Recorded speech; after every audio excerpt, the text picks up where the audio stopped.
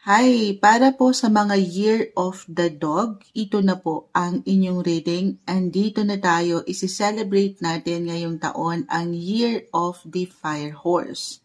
Happy Lunar New Year 2026! Simulan na natin to guys. Kuha tayo ng ilang guidance. Anong kailangan niyong marinig? Anong aasahan niyo? Ngayong bagong taon, Year of the Horse tayo. Energy check para sa mga Year of the Dog. 2026, pag-uusapan po natin ng ilang sektor ng buhay, karera, trabaho, relasyon, pag-ibig at kalusugan. Kuha tayo ng ilang guidance para sa inyo. Ano nga asahan nyo ngayong 2026? Message? Guidance po para sa mga Year of the Dog. Year of the Dog advice. Message. May gustong umangat? May sahing gabay po sa mga taong ipinanganak ng Year of the Dog. Anong kailangang guidance ang marinig ng mga taong ito? Sandali, ang dami ha. Kunin ko yung pinaka umangat sa aking harap. Okay. Isa-isahin natin. The Six of Wands, Ace of Pentacles, the Knight of Swords. So tayo po ay general reading kahit pare-pareho kayo ng animal zodiac, Year of the Dog, syempre naman, magkakaiba pa rin ang bawat isa ha. Just only take what resonate po. Okay, pag-usapan po natin unang-una na buhay karera, the Six of Wands, Ace of Pentacles, Knight of Swords, palaban ang taong ito para sa inyo or maybe ito yung kusa nyo ring mararamdaman. Higit kayong magpupush sa inyong mga buhay paggawa. Grind kung grind, work kung work. Lalo parang meron kayong gustong ma-achieve, marating, or ito na yung pinaka pwede nyong marating talaga. Yung resulta guys, I see na merong success, may pag-level up, higit na angat ng inyong mga imahe, yung public image nyo, marirecognize kayo, makikita, mapupuna kahit sa simpleng recognition or appreciation ito guys. Yes po, kasi nagsikap kayo. Pero reminder lamang po ha, na yung na-mention ko, yung resulta, ang tanging maiwan lamang po ng mga baraha every time. Maaaring ito lang po yung kondisyon sa sitwasyon na pwede nyong kaharapin, okay? Pero yung resulta nga, yung outcome at the end of the day, Year of the Dog, wala po dito sa mga baraha.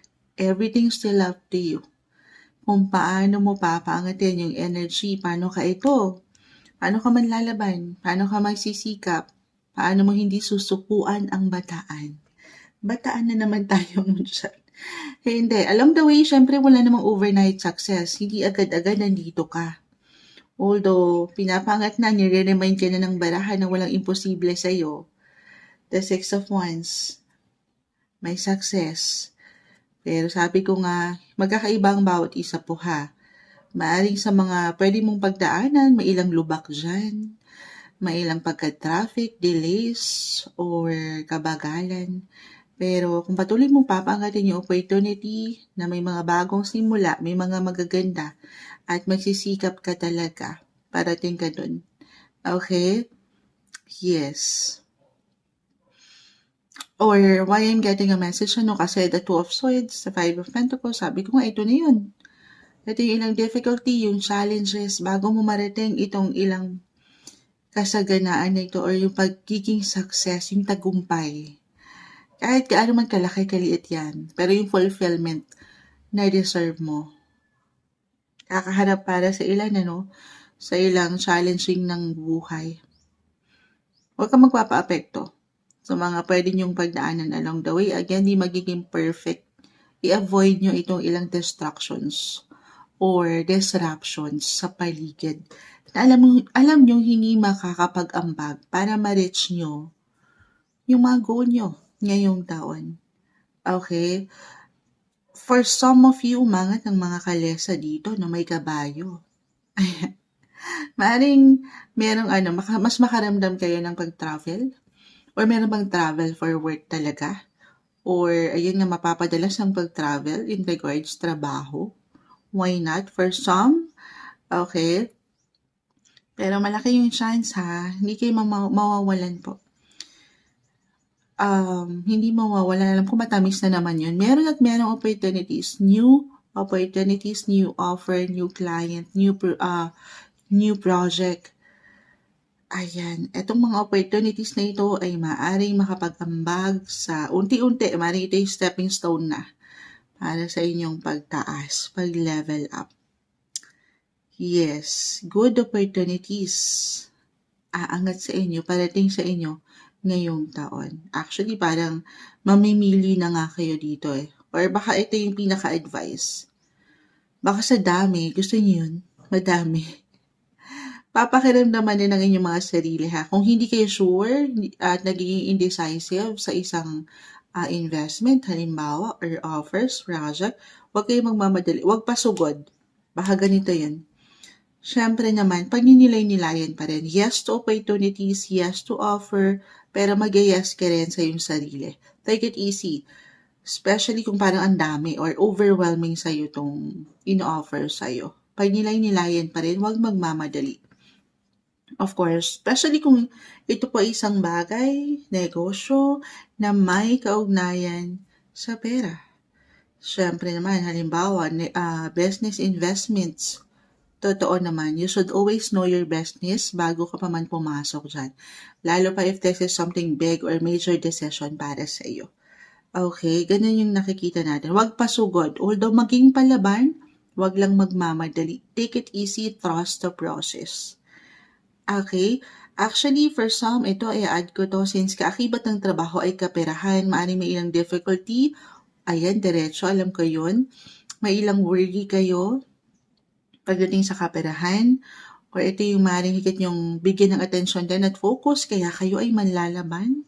Kasi meron din kayong gustong ma-achieve. Meron kayong kailangan tugunan, meron kayong kailangan bayaran na napaka-normal, especially kung meron na kayong mga obligations talaga. Or aangat ng kusa ang inyong pagiging responsible. Okay, yung sense of responsibility na kailangan meron kayong maibigay. At yan po, sabi ko nga, hindi mawawalan ng opportunity sa work. Yung blessing of work, tuloy-tuloy. Claim natin ha. At dito, matutugunan nyo, of course, itong ilang difficulty na ito pagdating sa ilang kailangan yung harapin sa kaperahan or bayaran. Ganon din ang maiwan ko ha. Again, konektado, trabaho, pera, ay huwag kayo magmamadali. May tendency akong nakikita na pagdating sa spending, kung kakailanganin yung mag-pause, mag-nilay-nilay, do some reflection, reassess, re-evaluate, pag-aaralan po kung paano kayo maglalaan, magbabudget. Ayan, try to save up hanggat kaya kahit paunti-unti. Kasi, yun, may pagka-impulsive or reckless yung energy dito, mapapadalos-dalos. So, take it easy. Pero alam ko naman, deserve ko to Moonchild pinaghirapan ko Yes naman. Deserve mo yan, ha? Pero wag lang pasugod. Wag agad-agad. So, stay practical pa rin. Okay? Kung kailangan ko pa ngayon yan, or pwede ipagpaliban muna. Dito ako sa mas practical muna. Okay? Yung ganun ba? Kasi I will be honest, parang merong ilang unexpected din dito or baka hindi kayo nakikita ay kailangan pala. So, doon muna tayo sa mas importante. Okay? Okay, move forward tayo. Kung ating ipapasok dito, relationship-wise, level up. Nasabi ko na, may pagkaseryoso. Meron ng higit na magiging seryoso. Year of the dog po tayo. Seryoso na ang inyong mga puso, isipan, kapareha, couples in a relationship. Yes, parang gusto nang i-level up ang connection. Nights, puro night. And sabi ko, puro kalesa, kabayong umaangat dito. Decided na ba kayo? Para sa ilan, maaaring bumuo na ng major, big decision na magsama together. Oo, pero ang ilan naman, magiging indecisive. So, dalawa to, no? The Two of Swords. Kasi nagiging practical. Ito kasi pwedeng kusa yung maramdaman po, or ito yung pinaka-guidance. Kailangan yung gawin, kailangan yung paangatin yung awareness na dapat handa kayo. Syempre naman, physically, mentally, emotionally, financially. Of course, you have to be ready kayong dalawang mag-partner. Kasi parang nagle-level up nag-i-increase sa mga situation. Gusto nyo nang mapaangat yung opportunity na magsama na sa isang bubong. May ganun ba? I see stability, security, and yung comfort na deserve nyo. Or yun yung pinaka-advice na nga. Paghahandaan nyo muna yan na ma-reach yung aking ilang nabanggit. Yung komportable na kayo sa lahat ng sektor. Iba pa rin yung handa or paghahandaan nyo. Ang pagsasama nyo. Especially kung meron talagang ikakasal. Meron ba? Kahit sa simpleng pagpaplano or pinaplano na to, napakahalaga, syempre naman, na paghandaan to guys. Be ready, pinaghahanda na kayo ng baraha. For singles, doon natin papasok yung opportunity. Ang ilan ay maaaring maging pihikan, na okay lang naman. Lalo pa kung hindi pa kayo handa dito. Parang iba para bang especially kung meron na kayong ilang difficulty na pinagdaanan. Single Year of the Dog 2026. Kumbaga, naging na kayo ngayon. Hindi na kayo magsisettle. Maybe ito yung sign Do not settle. Never settle for anything or anyone less than you deserve. You deserve better, Year of the Dog. Okay, someone na mas mature or hindi man, I do not do predictive reading guys kung sino, saan, kailan. Hindi man ito someone young man yan or older one pero mas mature. Mature one mag-isip. Or ito na yung gusto nyo. Mas seryoso. Mas stable yung partner. Okay, ganun ba? May ganun akong nakikita. Pero, huwag yung masyadong bigyang diin. Baka ito naman ay parang naiiwanan na kayo ng pag-aalala na baka wala na or hindi na. Kaya minsan parang meron pa bang darating? Hindi nyo na nakikitang meron pang posibilidad. Kung magiging bukas kayo at bubuksan ng mga mata, nakapiring kasi ang ilan sa inyo Two of Swords, Year of the Dog po tayo ha. Baka nasa harapan nyo na hindi nyo pa nakikita. Be open sa ilang possibilities, lalo pa kung handa kayo. Kung handa lang naman kayo, single Year of the Dog ha. Why not maging bukas? I feel for some of you, may ilang connection sa paligid na pwedeng magbigay daan para makilala nyo si the one. Ayan. Go with the flow lang yung energy na hindi kayo na-stock up kung saan kayo nakasanayan. Kung ano yung nakasanayan nyo. Okay? Be open. Malawak. Marami pa kayong pwedeng makilala. Huwag yung bigyan ng limits or restrictions yung sarili nyo. Ito ay para sa ilan na handa na ha. Pero kung hindi pa, okay lang. Pahinga lang muna. Lalo nga po kung baka hindi pa kayo ready to move forward or to entertain at lalo kung mag-connect or mag-apply po na meron kayo ilang priorities sa work, sa money. So, okay lang naman yun. Kahit pare-pareho kayo ng sign, depende pa rin kung saan kayo maglalaan ngayong taon ng higit na prioridad. Pero umaangat na dito ang inyong mga knight in shining armor. Kung ito lamang ay pagiging tulutan, why not? Maganda.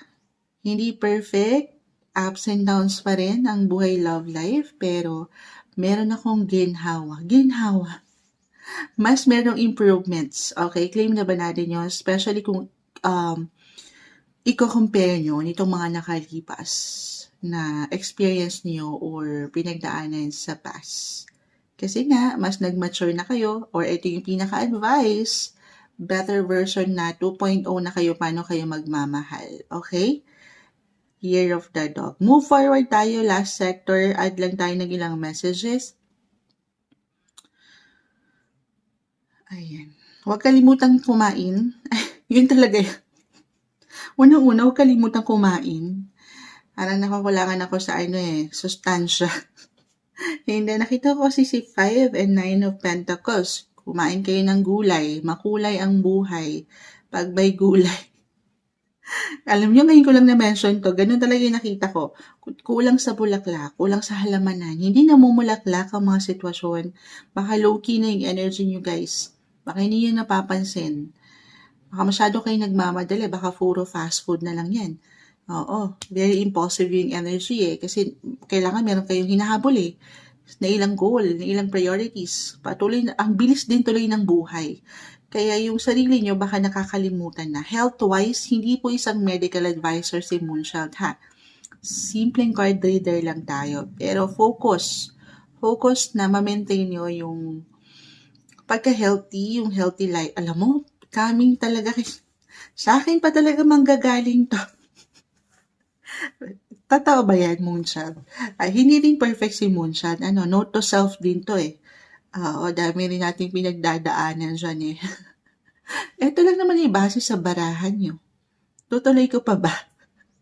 Focus lang kayo sa mga gusto nyong ma-improve, ma-maintain na pagka-healthy ha. Oo, ganun talaga yung nakikita ko. Kung gusto niyo ng something, kasi baka yung iba ilag iwas. Mahilig ba kayo sa gulay? Comment nyo nga yan. Huwag niyong kakalimutan ha, mag-set kayo ng plans na kahit na paminsan-minsan ay maglaan kayo ng pahinga. Huwag kayo mag-skip ng anumang tulog or kain ha. Important yan. Yun yung nakikita ko dito. Kasi sa bilis ng takbo ng nyo mismo, baka makalimutan nyo na, may mga makalimutan kayo para sa inyong mga sarili. Yun lang yung nakikita ko dito guys. At ingat kayo ha sa inyong mga pwedeng pagdaanan sa daan or sa ilang pinoproseso nyo. Baka meron kayong makalimutan, hindi kayo makita. Meron kayong hindi makita sa pwede nyo pagdaanan kasi nagmamadali yung energy nyo dito. Kakalmahan. Paghahandaan, magplano kayo sa mga pwede nyong puntahan para wala kayong agrabyado or ano pa mang delays or ano pa mang hindi makita nga. Ano na raw yan? Very important to stay calm, kalma, take it easy, patience, more patience. Enjoy yung journey nyo. Huwag kayong magmadali, ha? Be present. Yun naman ang mahalaga. Kung ano yung ngayon, kung nasan kayo ngayon. Eting umangat, medyo napahaba na. Guidance advice messages para sa inyo, 2026 para sa mga year of Teto.